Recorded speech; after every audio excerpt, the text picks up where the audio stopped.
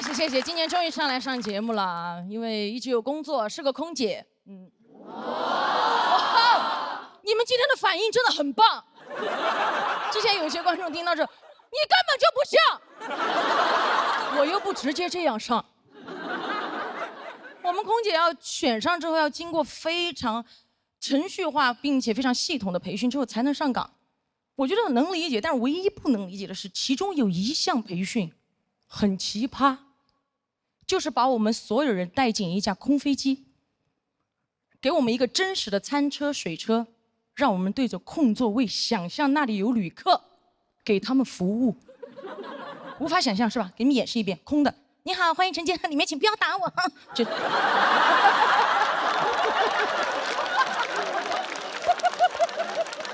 想象嘛，而且还要考试，所以考试当天我就发得很快。我说老师，我发完了。老师看着我说，你怎么这么快就发完了？你同学才发2排，你怎么这么快就发完了？我看着一脸认真的我的老师和我这边的空座位，我说我这边的旅客他们都不要。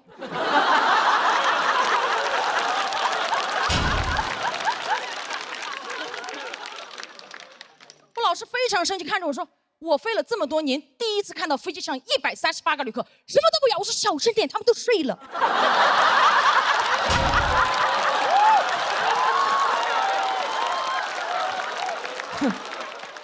模拟？你怎么模拟？当我真的上飞机工作之后，我发现有些问题真的模拟不了。你不要说旅客的行为了，我连我同事的行为都模拟不了。有一次飞行，我和我同事一起给旅客发水，他一不小心把水洒在了旅客身上，当时情况非常紧急，我看了他一眼，他突然开始假装飞机颠簸。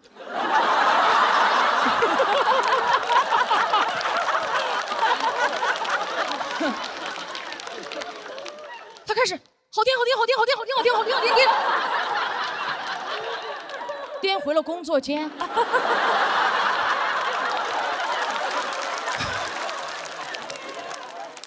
当时那个旅客端着杯子看着我，我看着越颠越远的同事。我那个旅客问我，到底谁在颠？啊？这个水有没有人过来擦一下？我说，我当时心里想的跟我手上做的事情一模一样。我说，我擦。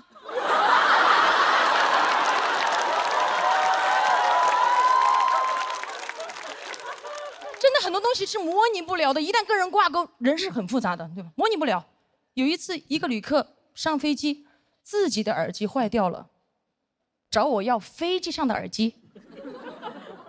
但是因为飞机上耳机的插孔跟他的手机插孔不匹配，而跟我大发雷霆。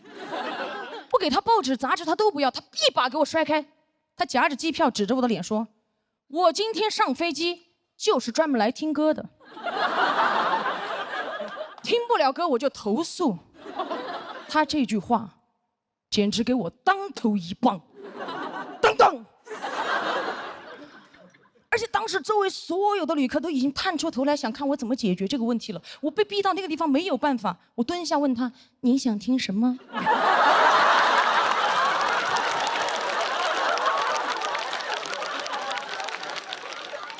我给您唱。他说铿锵玫瑰，我说我不会。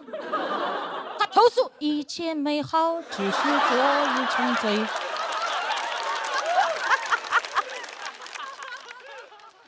单，最后还是被投诉了，因为把他旁边的旅客唱醒了。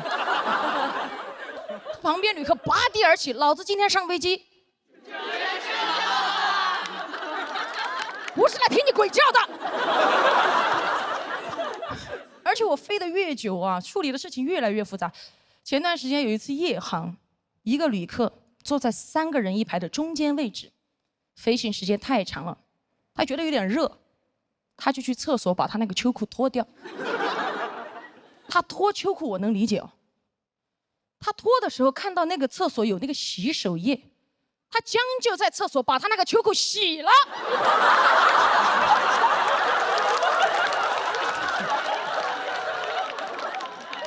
他该不会觉得飞机颠簸可以把他那个裤子甩干吧？洗完他拧的半干啊，他偷偷出来，悄悄地走到自己那一排。夜航嘛，所有旅客都睡了，他打开他头顶上方的行李架，把秋裤晾在行李架的边缘，然后把行李架盖了过去，最后把裤腿轻轻地搭在过道旅客的肩膀上，像献了一个哈达。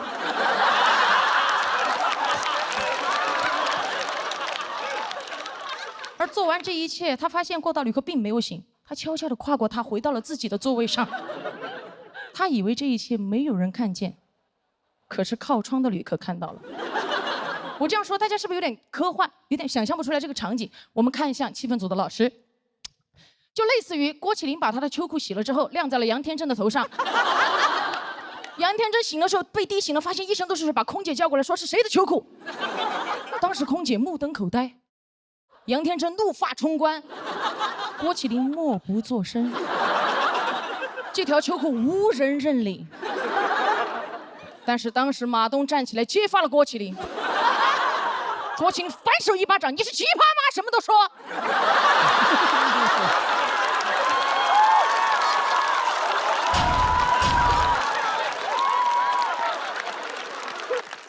当时天真气得都不天真了，哇，3个人打得不可开交。我当时啊，就跟侯佩岑老师一模一样。礼貌的微笑站在旁边，你们不要再打了啦！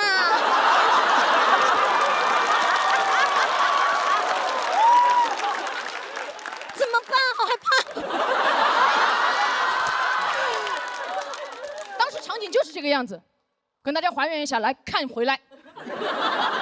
但马东老师被打了之后素质非常高，都没有还手，直接捂住自己刚割的眼袋说报警。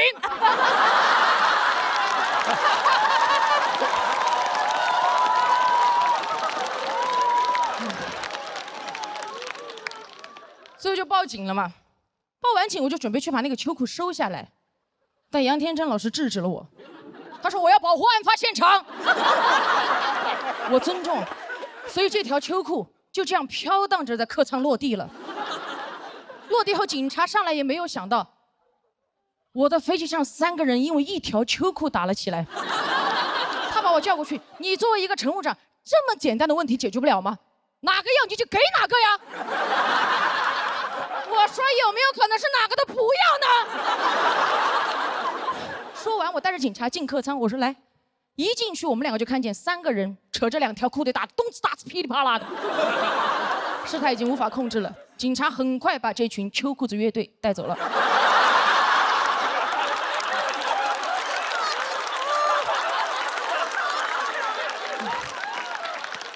下飞机之后，我还是写了很多材料报备这个事情，最后还是被投诉了。我后来想了一下，反思了一下，可能当时确实是我处理的不够好，我就应该直接用那条秋裤把我吊死。最后我发现，其实工作这么多年来遇到的事情，从来都没有按照所谓的模拟过来发生。我做再多的准备，突发事件依旧会不断的刷新我的人生难度。但是我总结出一个经验：只要我勇敢面对，付出真心，我就一定能获得真心的投诉。所以希望大家多谅解他人，少晾条秋裤。谢谢大家嘻哈。Hello， 大家好，我是嘻哈。我是空姐，看得出来吧？好，这都不算什么。我刚开始讲单口的时候，我是那一组唯一一个女演员。那个时候主持人介绍我说，接下来上场的是位女演员。观众说啊，主持人说没对，垫了一句。她还是个空姐，观众啊！我一上场，观众啊！其中有个大哥噌的一下站起来，看过这个婆娘，一看就是春秋航空的。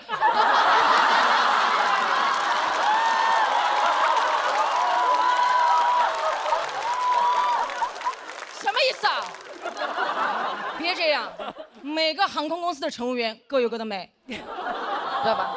这都算了，就是因为大家有这样的反应。前段时间我去看医生，因为腰不好嘛，我一进去那个医生的诊室，有2个老头躺在那个地方针灸。当时医生看完我那个片之后，觉得我非常的严重，他说：“干什么工作的这么年轻，腰伤那么严重？”我不好意思说我是空姐，我怕2个老头站起来笑我，我忍了一下，他要给我开脾气，他说你快点干什么的？我说医生你，我高空作业。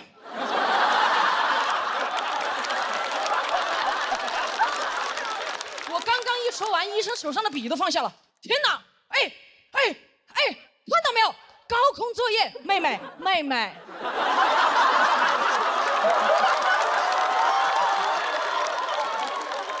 我说你说呀，他说现在像你这么年轻，开塔吊的还是少了哈。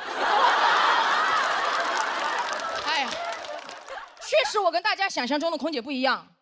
我是体育生，原来是定向越野大赛冠军，国家2级运动员。怎么当上空姐的？完全是因为那段时间训练太累了，我不想跑了。我刚好碰到了空姐面试的招聘，我就报名了。拿到面试通知单那一刻，特别开心，拿着单子去找我教练请假了。我说教练，我不跑了，我要当空姐了。我教练拿过我的单子，天哪，空姐！你去嘛，你当了空姐，老子给你买架飞机。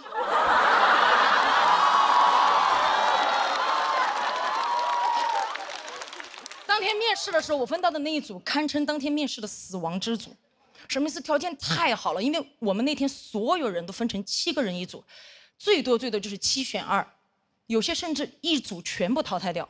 我一进去我们那一组，不要说7选2了，我进去我都选了4个了。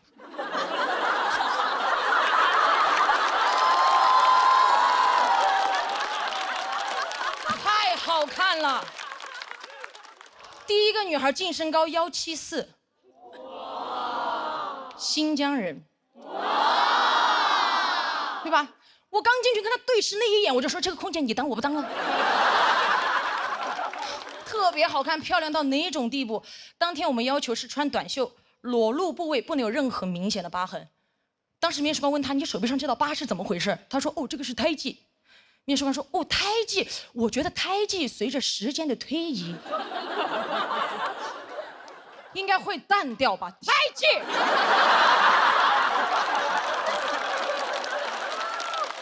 随着时间的推移淡掉，他在想什么？又不是爱情。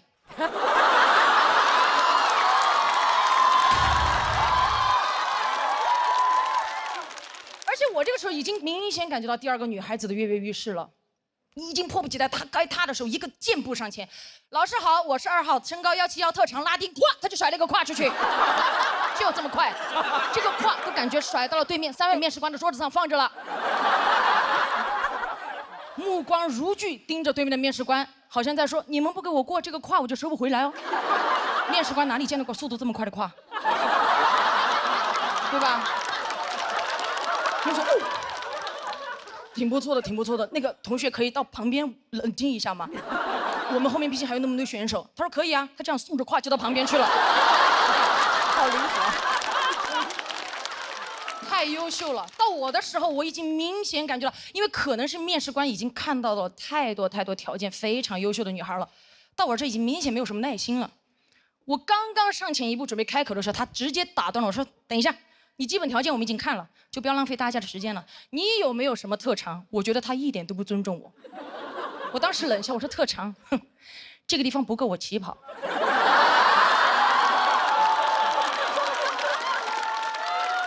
如果老师想看的话，可以放我下去跑给大家看。3位老师是不是不知道怎么评判跑得快与不快是吧？没有关系，这样，3位你们现在从中随机挑选1位下去，我让他50米，我把他抓到，你们让我过，可以吗？当时其中有个面试官，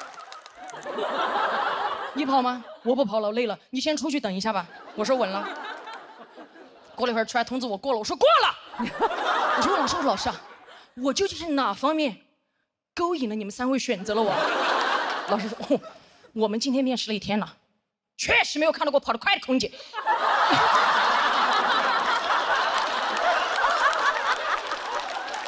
你要跑得快的空姐干嘛？后来上了班才知道，个别旅客啊，极个别，他上了飞机以后，他认为空姐是住在行李架里面的。怎么说？就只要他一按呼唤铃，所有空姐必须像氧气面罩一样快速掉在他面前说怎么了？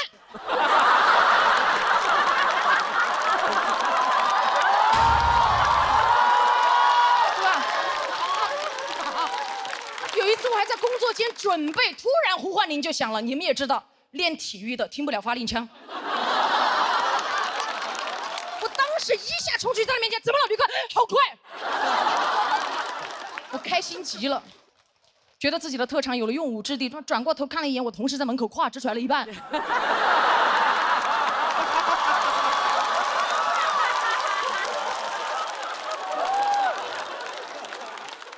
我完全能理解大家为什么想象不到我当空姐的样子，因为这个社会对这个职业的刻板印象确实太多了，对吧？很多电视短剧里面拍的空姐就是这样，穿着短裙、丝袜、高跟鞋，拖着一个飞行箱在那个候机楼走过去走过来的，对吧？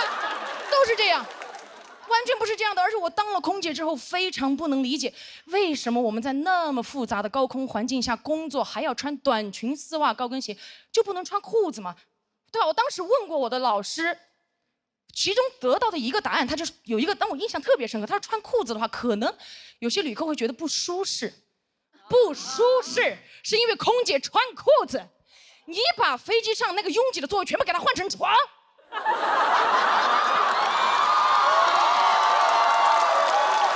吧？哪怕空姐穿着盔甲站在他面前，他都不会觉得不舒适，睡着了看不见，巴卡巴卡，就。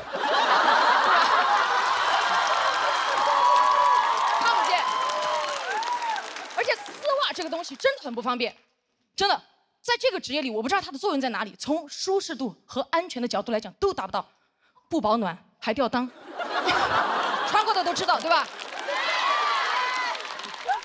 有些质量不好的非常恼火，哪怕这个世界上跑得最快的男人博尔特，这身装扮参加奥运会，对吧？各位，预备，砰！啪，撞线那一刻。博尔特100米成绩58秒69，没有破纪录，破了2双丝袜。而且，如果飞机遇到紧急情况着火了，真的需要撤离旅客的时候，我们撤离的最后一步，所有乘务员需要脱掉自己的丝袜，因为丝袜的材质在这种环境下非常容易起火。你不是知道它不安全吗？在这么紧急的情况下，还要花时间去脱丝袜，那为什么一开始还要穿？你哪怕给我穿一条厚一点的牛仔裤，起火的时候，我甚至可以把它一屁股坐灭。真的，对吧？遇到紧急情况，这个时候着火了，我说火在哪？我一屁股坐过去，我的同事拿着我灭火器来，火在哪里？我说火在当下。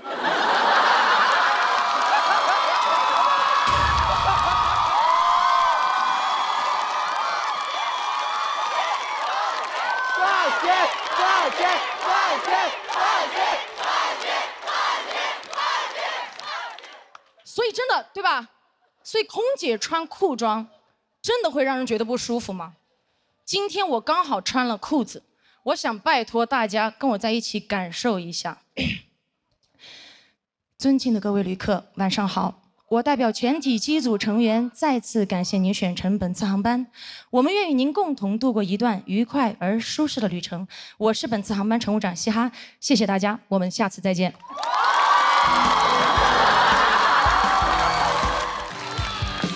Hello， 大家好，我是嘻哈。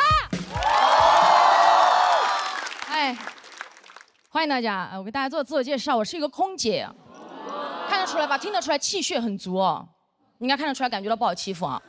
但我刚刚上班的时候，有一次我在客舱服务，我站着发水，我就感觉我的屁股一直在被人摸，我当时都懵了，我本能反应转过去就是，你摸我屁股干什么？当时我声音很大，所有旅客都看向了那个旅客，他理直气壮地端着一杯水说：“我没摸呀，我叫你帮我加杯水。”我说你叫我加水可以按呼唤铃，你按我屁股干什么？他也不会亮。同事说你声音好大，你就不怕他投诉吗？我说哎，我被摸屁股，我还不能声音大。再说他能投诉什么？下去就被投诉了。他投诉我说服务态度不好。我领导问我你跟旅客说什么了？我说我屁股不亮。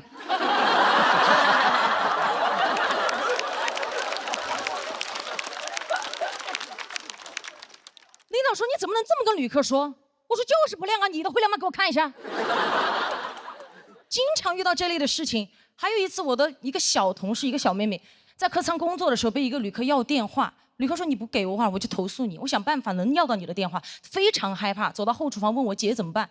我说：“我跟你一起去。”我走到那个面前，我说：“你是不是要他电话？你连我都一起要了。”旅客说：“我不要了。”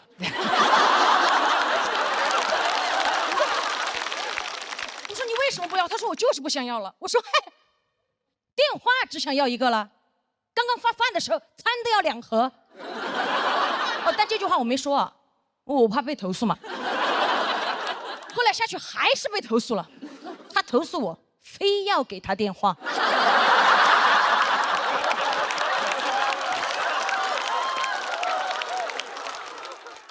前不久我闺蜜也是给我打电话，我刚刚下班不久，她给我打电话说她在一个工作局上，她的一个工作局上她走不了，让我过去接她。我到了之后，她领导突然站起来说：“哎呦，空姐来了，快点快点快点，空姐来了，快点，都在等你，来坐下吃点，都在等你。”我说：“都在等我。”我一看桌上什么都没了，等我干什么？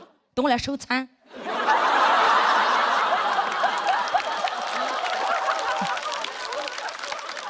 我刚刚下班又要上班，刚坐下，他领导就递了一杯酒在我面前。我说我不喝酒，真不喝了。他领导说：“哎，你们空姐不是都挺能喝的吗？”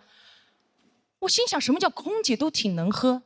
你见到的空姐都是站在门口，您好，欢迎登机，15、20没有过，这样吗？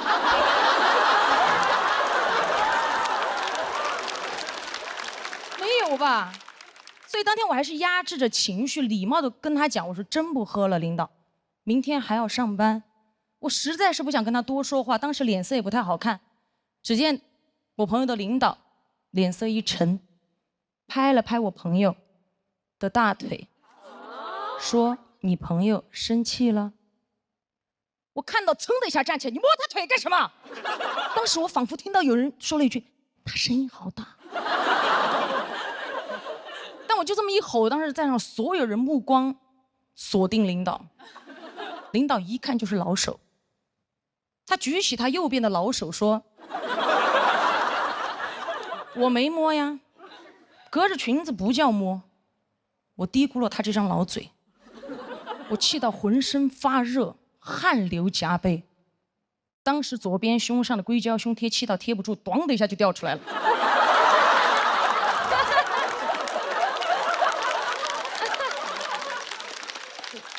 我捡起来想贴回去，突然看到有一只蚊子飞到了领导脸上。应该有一只蚊子。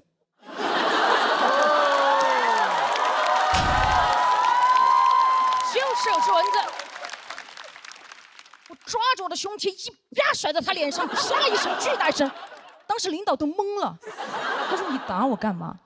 我说：“没打呀，隔着胸贴不叫打呀。”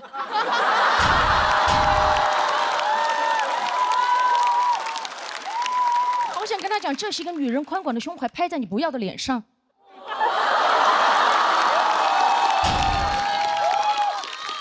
我手收回来的时候，胸贴依旧在他脸上，显得他脸皮更厚了。他当时什么话也没说，只是默默地摘脸上的胸贴，一边摘一边看着我闺蜜说：“你朋友挺有种的。”你看，他连这句话都不敢对着我说，因为他知道我真有。而且他但凡有点常识哦，他就知道这不是我全部的实力。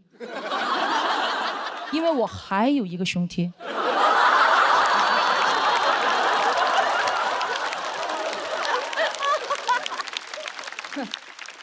回家路上，闺蜜就在车上担心嘛，因为她的领导跟我领导认识，会给我穿小鞋。我说可笑，什么叫穿小鞋？我胸贴都不穿。后来我朋友领导还威胁她，让她不要把这件事情说出去，不让她在公司说。好，我上电视上说。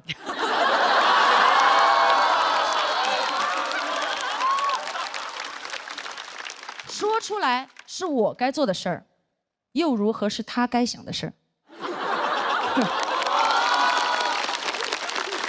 领导还跟我朋友说，退一步海阔天空。哎，我不退，他也阔也空啊。凭什么要求我们心胸宽广？他怎么不注意自己的言行？哎，我们坦坦荡荡的胸怀都需要遮遮掩掩，他猥琐的大脑凭什么堂而皇之的带出来？我觉得不公平。我建议他出门带脑罩。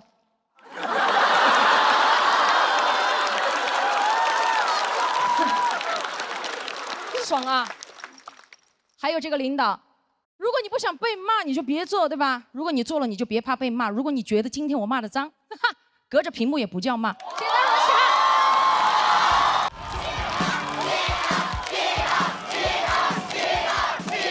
Hello， 大家好，我是嘻哈。谢谢谢谢。哎呀，节目都看了吗？好不好看？我也觉得节目非常好看啊，真的看得我激情澎湃的。那节目播出之后，我的生活也发生很多变化，就是收到了非常多的私信，我都有看，因为在座的应该有给我发过的吧？有。有一些很多啊，有很爱我的，表达了一些对我的喜欢，我非常开心。但看到一些也不好看的，有骂我的。我一天在家里，我就坐在沙发上，我就读私信。哎，其中有一条我就读的非常大声，我就在那读，我说嘻哈，你没有教养，你说话声音太大。我都还没有任何反应，我爸从书房冲出来，谁说你声音大？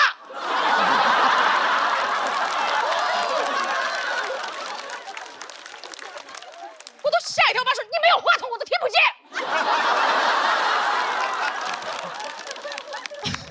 我在那个沙发上掏耳朵，我突然觉得这个私信真的说的还是挺有道理的，真的。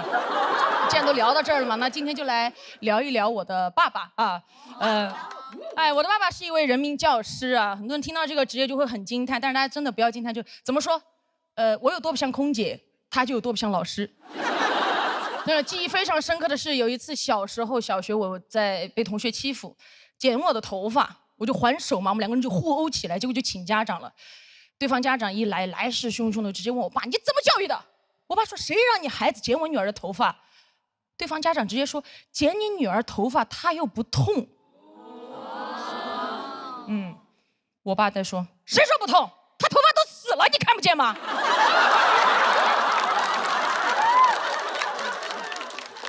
然后过来看了我一眼，抓着我剩下的发，你看，还有谁没死透的还在哭？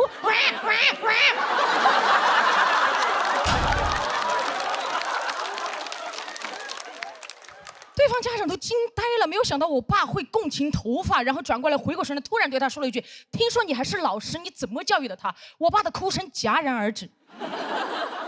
当时他就叹了一口气，走出门外。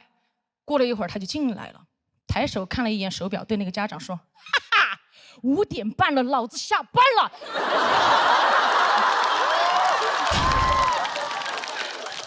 现在，老子只是一个父亲。哎，真的很酷，对吧？当时对方家长说：“你燃什么？”我爸说：“我现在就把你儿子头发剃了，反正他也不会痛。”对方家长拖着小孩就跑了。我当时站在那觉得我爸好帅，我说我爸上班是李老师，下班是理发师。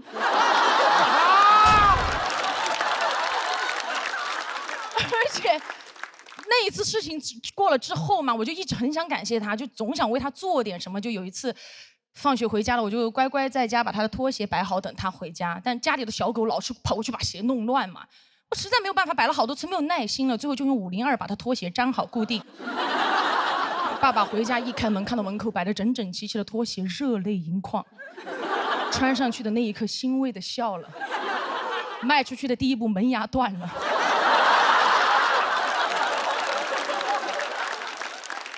他艰难的爬起来，开始张着血盆大口开始追我，特别像个密室的 NPC， 你知道吗？我俩隔着茶几在那周旋，眼看我马上就要被爸爸抓住了。我爷爷突然从房间里出来，对我张开双臂说：“过来，不要怕。”我一下扑进爷爷的怀里，那一瞬间安全感爆棚。1秒钟之后，我爷爷把我转了一个方向，对我爸说：“快点，抓住了，来！”但真的，尽管我那么调皮啊，我爸爸和我妈妈其实一直很支持我做我喜欢的事情。当年就是一意孤行的去当空姐，他们也很支持，也很开心。然后有一次他们去旅游的时候，就偷偷买了我飞的那一班航班，没有跟我说。我当时在飞机上看到我爸爸那一刻，我都吓到了。我爸给我眨了一下眼睛。我不敢说话，那个时候我刚飞，我太小了。我就回到工作间，起飞之后他就找我要了一杯橙汁儿，我送到他手里，转身还没有走2步，突然就听到我爸用巨大的声音在客舱朗诵。他喝了一口，他说：“啊，好甜呐！”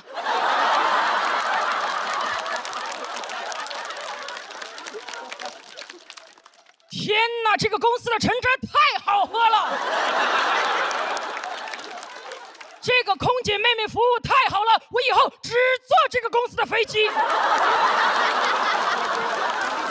哎，当时周围旅客都盯着我爸爸，以为橙汁的供应商来了。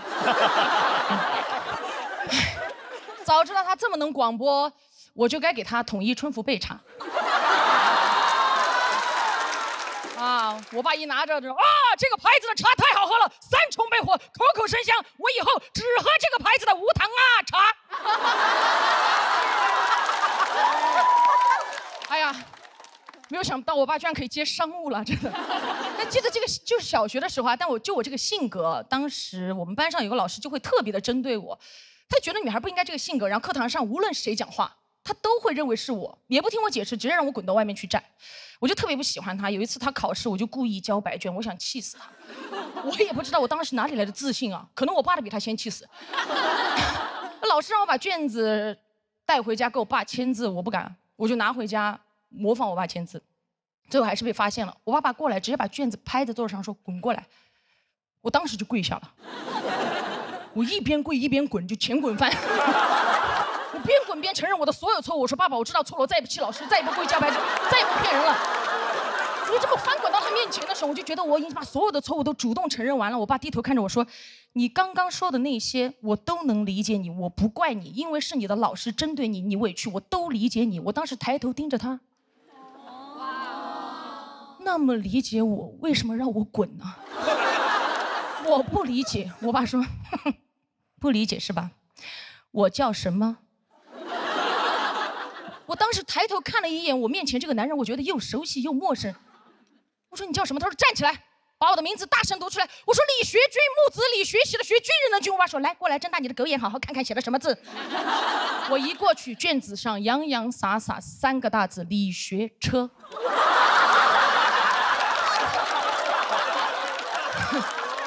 我爸说：“我学车，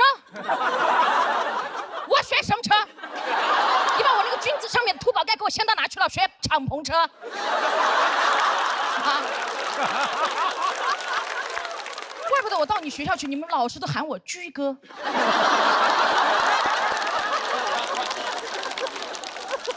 滚进去，把我的名字抄100遍。我当时就很不服嘛，抄的时候在100个学军里面藏了3个学车。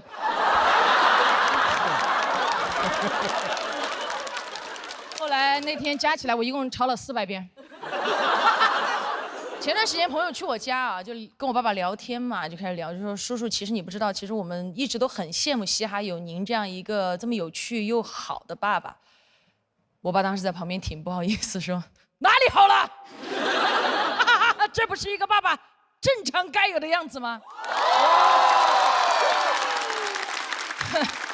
我朋友听完，当时在旁边就说：“嗓门确实挺大的。”其实这次来之前，我压力也蛮大嘛，因为看了那么多不好的评论，加上又是半决赛。然后爸爸走之前跟我说：“你好好讲，不要去管那些不好的评论，有我和妈妈，你什么都不要怕。”我当时转过去盯着我爸爸，我说：“爸爸，原来你可以小声讲话。”我爸当时说：“当然啦，因为最好的脾气要留给你和妈妈。”谢谢爸爸，谢谢大家，我是嘻哈。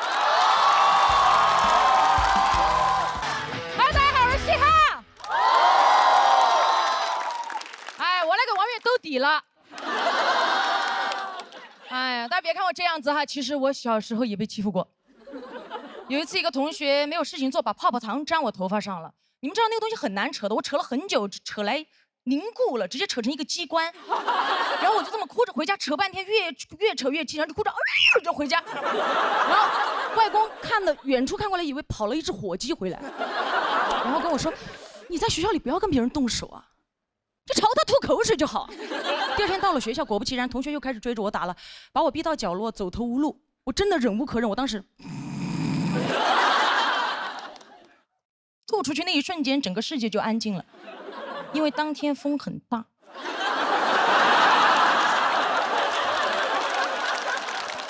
因为我的外公忘了告诉我，口水要顺风吐，2秒前的口水正中眉心。我的外公一生打过很多仗，抗美援朝、解放战争，然后从小就跟我说了，打，给老子打，仗来了就要打。这句话真的影响我很多，但那次发现口水仗不好打。我第2天到了教室，拉开书包，发现里面多了一根擀面杖。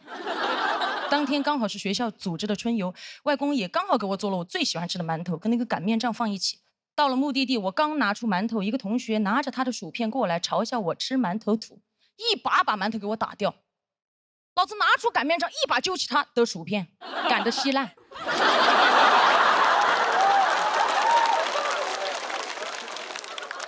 他本来想还手，看到我手里的擀面杖，转头开始暴踩我的馒头，直接踩成了一张饼。就在这个时候，老师看见了，一把拉开，他说：“你怎么可以糟蹋粮食了？快捡起来吃了。”他说是嘻哈的，我说不是我的，我说薯片在嘴里啊。老师说薯片嚼碎了不要说话。晚上回家，外婆端出馒头，一脸疑惑说：“你先吃吧，本来说好今天吃饺子的，擀面杖不知道哪儿去了。”我看向外公，外公。虽然外公跟我说了仗来了就要打，当然我也不是没仗硬打，都是别人先惹我才打。整个学生时代，我的头发被剪过，吊带被扯过，馒头被打过，钱也被抢过。当然这些事情我知道也不止我一个人经历过，但那些欺负我的人后来也不好过。怎么说呢？老子的擀面杖，仗功赫赫，真的。后来他们都知道仗来了就要跑。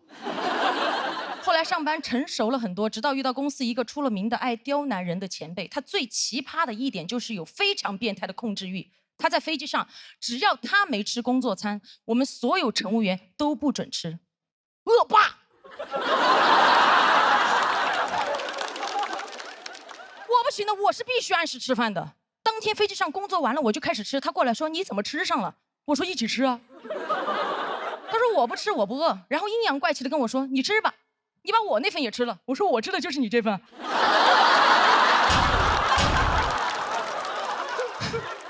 那趟航班他后面就一直在挑我的刺。我发咖啡，他说温度不对；我发餐，他说餐冷了；我烤的面包，他说不够硬；我烤硬了，他又说软了。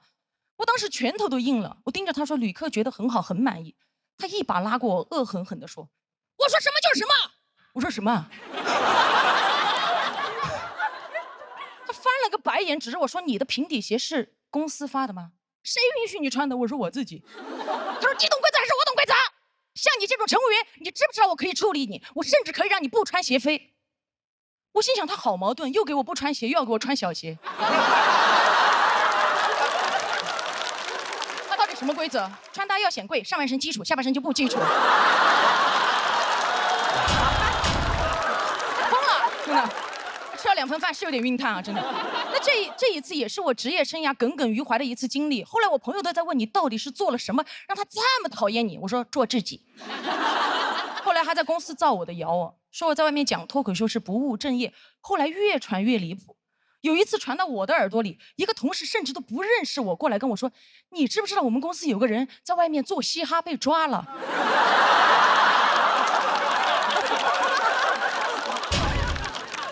我说这不在这儿呢吗？这不，我说不可能吧？他说怎么不可能？我亲眼看着他被抓进去的，说他利用空姐身份在外非法牟利。我说牟什么利啊？他该不会把飞机餐拿下去卖吧？同事说飞机餐谁吃啊？我听说他把飞机座椅拆下去卖了。我都不知道这种谣言怎么传出来的，还有人信。我拆飞机座椅下来卖，谁买？卖给高铁。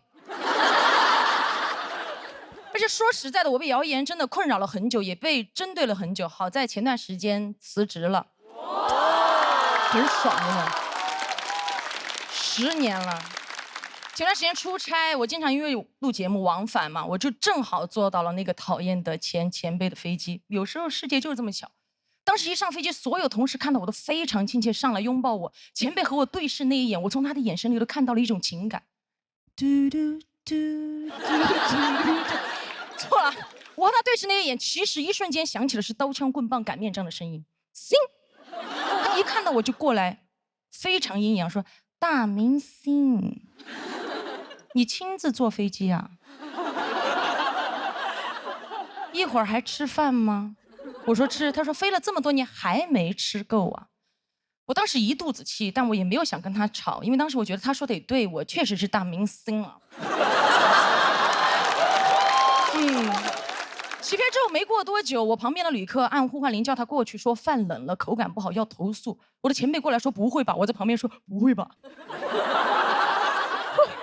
那个旅客对我前辈说：“不信你自己吃一口。”我一把挡在前辈面前，对旅客说：“他不吃饭的，在飞机上，我帮他吃吧。”就在这个时候，旅客指着他说：“像你这种乘务员，你知不知道我今天可以投诉你？”在那一瞬间，我突然在前辈身上看到当年我的影子。我不想为难他，真的替他吃了一口，说还好，但我也不想放过他，说还好没吃到下面，下面更凉，你端回去重新再给他热一下吧。他这个前辈真的没有想到，当初他为难我的口水，在高空飞了这么多年，还能在万里高空击中他的眉心。前段时间看新闻啊，网上看到很多航空公司开始实行女乘务员可以自行选择着装了。我那个时候看着我的同事妹妹们穿着自己买的平底鞋，相对轻松自在地走在客舱里的时候，我就感觉那一年在飞机上被刁难的自己，在那一刻才彻底的释怀了。就好像当年那个讨厌的前辈在飞机上趾高气扬地问我：“你懂规则吗？”我说：“我当然懂啊，不合理的规则就应该像这碗冷饭一样，端走重新热，热不好这个老子再热。”然后热馊了就好了。